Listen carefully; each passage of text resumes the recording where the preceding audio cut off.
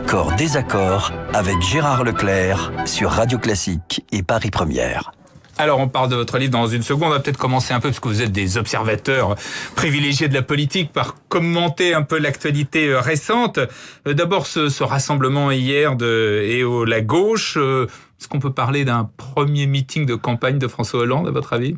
Clairement, il me semble, en tout cas, c'est clairement un meeting de rassemblement en vue de sa candidature pour 2017. Mais comme on le dit, c'est sans surprise pour nous. Hein. On le raconte un peu déjà. Oui, bien sûr, oui. C'est-à-dire que il est évident pour vous que François Hollande va tout faire pour être candidat. Absolument. Il fera sans doute effectivement tout ce qu'il peut pour être candidat. En revanche, effectivement, beaucoup de gens nous ont dit qu'il avait encore quelques réticences, mais que en effet, il était plutôt déterminé à y aller. Oui. Mais la question quand même qu'on peut se poser, c'est a-t-il encore une chance quand on voit qu'il est encore de baisser, il est à 17% dans les sondages, qu'il y a le chômage, la croissance qui peine. Est-ce que tout ça est-ce qu'avec tout ça on peut être candidat ? Non, mais ce qui est certain, c'est qu'il avait posé un certain nombre de conditions avant de se présenter en un éventuel, la candidature en tout cas pour un éventuel second mandat, et que ces conditions ne sont pas remplies. Donc nous, après, compte tenu évidemment de l'enquête qu'on a faite, on n'est pas très étonné qu'une fois de plus François Hollande revienne sur ce qu'il avait promis et sur ce qu'il avait posé en préambule. Il y a quand même ce phénomène Macron. Alors, il a travaillé à l'Élysée, donc vous l'avez bien évidemment rencontré. À votre avis, quel jeu joue-t-il ? Quel est son objectif ? Est-ce qu'effectivement il sera loyal, il restera loyal à François Hollande, ou est-ce que vous pensez qu'il est prêt à jouer sa propre carte ? Disons que jusqu'à récemment, en tout cas, durant notre enquête, justement, on sentait à l'Élysée un soutien absolu à Macron, et notamment à le faire monter face à Valls. Et aujourd'hui, on sent qu'il y a un petit retour, et on a l'impression justement que François Hollande soutient moins Macron. On a l'impression qu'il part seul, quoi, en fait, et visiblement il a moins confiance qu'à l'époque où on faisait l'enquête, quoi. Alors, Michel Sapin, ministre des Finances, était ce matin sur LCI. Il est revenu sur Emmanuel Macron. On l'écoute. Non, il ne sera pas candidat contre François Hollande, mais je l'entends dire qu'effectivement, il est loyal vis-à-vis de François Hollande. Je ne connais personne à gauche qui soit capable, comme François Hollande, quelles que soient les critiques qui ont été faites, y compris à gauche contre lui, de rassembler la gauche. Voilà, donc selon Michel Sapin, personne ne peut rassembler la gauche comme François Hollande. En même temps, il risque d'y avoir une primaire, donc à gauche en tout cas, et il risque d'être le candidat, effectivement, il risque d'être le candidat à sa succession, mais il risque d'avoir un opposant de gauche, en tout cas issu des primaires de gauche. François Hollande a besoin de bonnes nouvelles. Il y en a une ce matin, c'est le fameux contrat des 12 sous-marins qui ont été vendus à l'Australie, 34 milliards d'euros. On écoute le ministre Le Drian, qui est ministre de la Défense et qui était sur Europe 1 tout à l'heure. C'est une grande victoire de l'industrie française. C'est une grande victoire de l'industrie navale française. Ça veut dire que la France industrielle peut se projeter à l'étranger, qu'elle peut gagner des marchés que certains estimaient impossibles. On l'a vu pour le Rafale, on le voit ici pour les sous-marins. L'industrie française est vivante et la France gagne. Voilà. On en vient à votre livre, donc l'Élysée off, secret trahison et coup tordu au palais chez Fayard. Alors vous écrivez, jamais l'Élysée n'avait autant communiqué ni ouvert ses portes, mais les apparences sont trompeuses, dites-vous. Et effectivement, ce sont les secrets, les trahisons, les intrigues, les privilèges. Est-ce que c'est vraiment surprenant ? Est-ce que c'est vraiment nouveau ?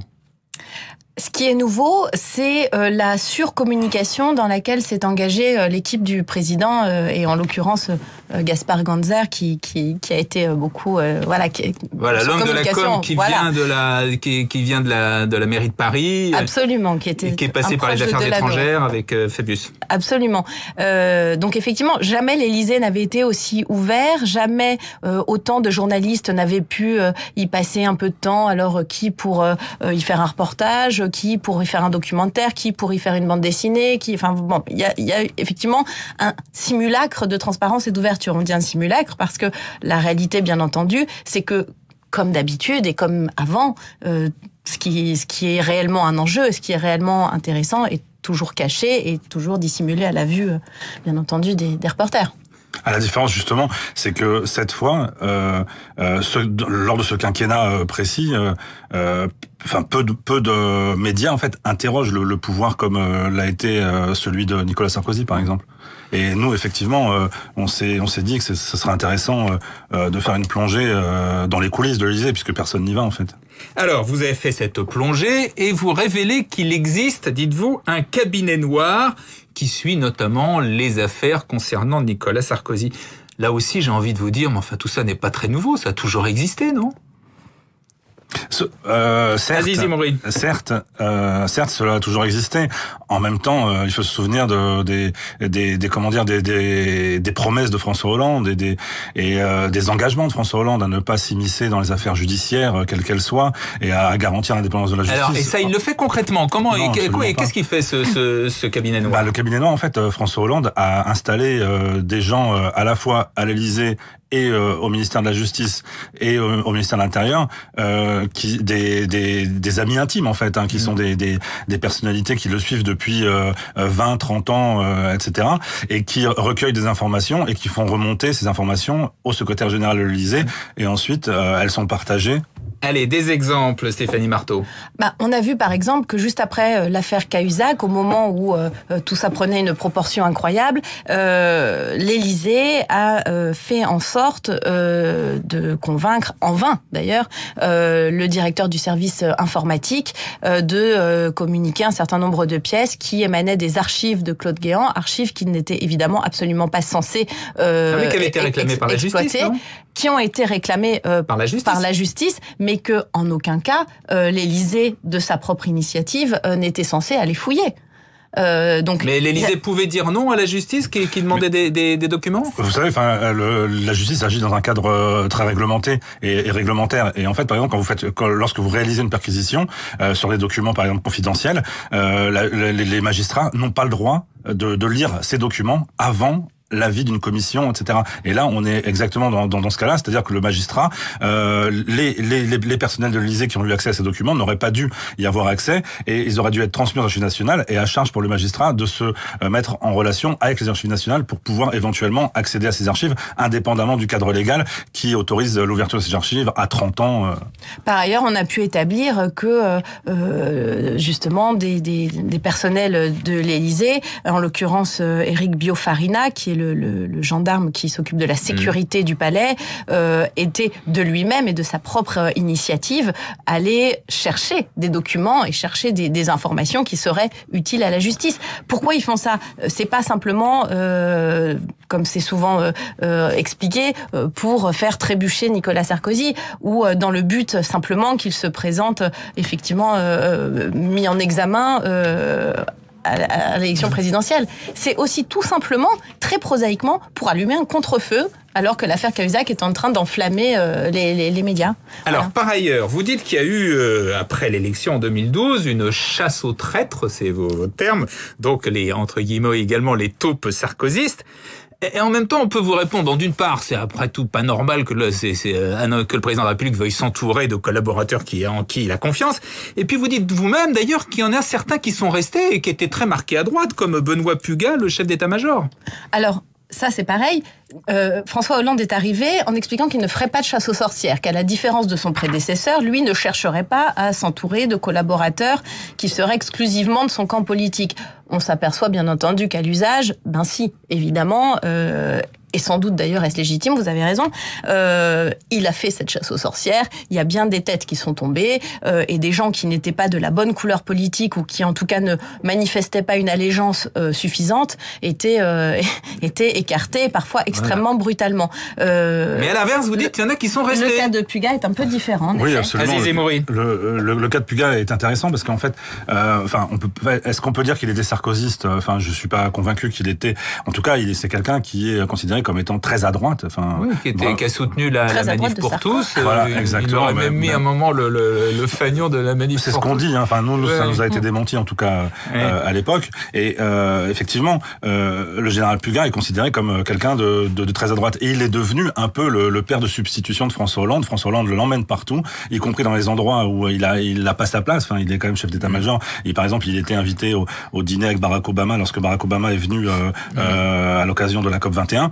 etc. Et donc effectivement, il a pris une place d'une grande ampleur auprès de François Hollande. Mais en même temps, il faut aussi dire que c'est quelqu'un qui a une grande expérience, il amuse aussi l'entourage de François Hollande, etc.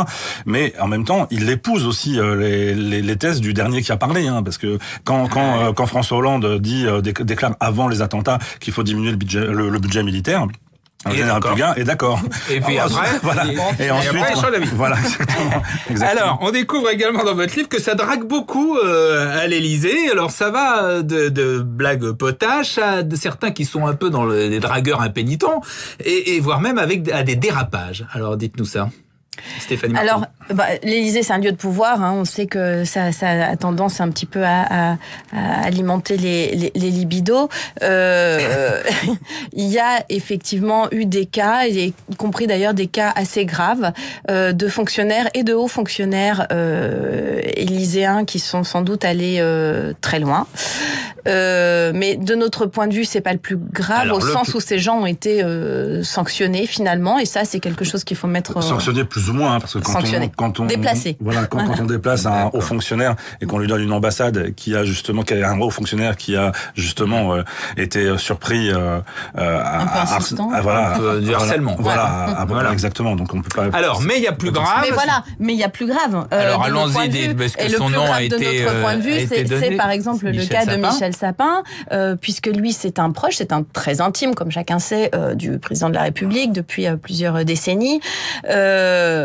Michel Sapin, qui lui a eu, je cite mes consoeurs qui avaient fait cette tribune, qui n'a pas pu retenir sa main. Voilà.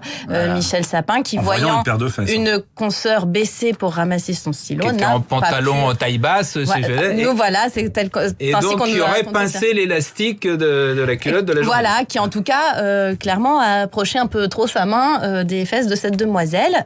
Donc c'est un geste qui est évidemment absolument scandaleux, que pour des raisons qui sont bien évidentes, nos consoeurs qui suivent la politique n'ont pas souhaité, elles n'ont pas souhaité forcément donner le nom de cet auteur. Nous, on n'est pas journaliste politique, on n'est pas.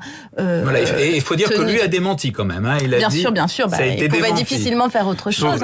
Il a démenti, sauf que nous, quand on a appelé le cabinet une fois après notre enquête, on a appelé le cabinet. Le cabinet n'a jamais démenti cette information, jamais. Au contraire, des versions un peu différentes en tout cas. Non, la version qu'on a présentée, c'est celle qui est dans le livre. On a présenté la version et on a demandé le point de vue de la défense, si on peut dire ça comme ça.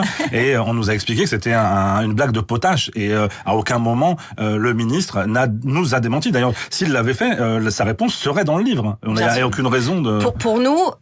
Il est très clair, mais vraiment, on l'affirme à 200%. Quand nous avons contacté la chargée de communication de Michel Sapin, qui connaît très très bien son ministre, elle a été absolument claire sur le fait que effectivement ce geste avait existé. Elle nous a effectivement donné au cours de la conversation le nom de la personne qui avait été victime de ce geste, en disant le ministre ne comprend pas pourquoi elle a pris à ce point la mouche. Et c'est vrai que c'est une discussion que j'ai eue avec lui quand j'ai pris mes fonctions. Donc voilà, c'est très clair. Pour nous, depuis la version a changé, donc ils ont depuis ils démentent totalement, bien sûr. Merci Stéphanie Marteau. Mais c'est nous qui avons raison, bien sûr. Merci Stéphanie Marteau, merci Aziz Zemmouri, donc l'Élysée off chez Fayard. Bonne journée à nos amis de Paris Première. À venir sur Radio Classique, la bourse, le rappel des titres avant Ève Ruggieri et Christian Morin.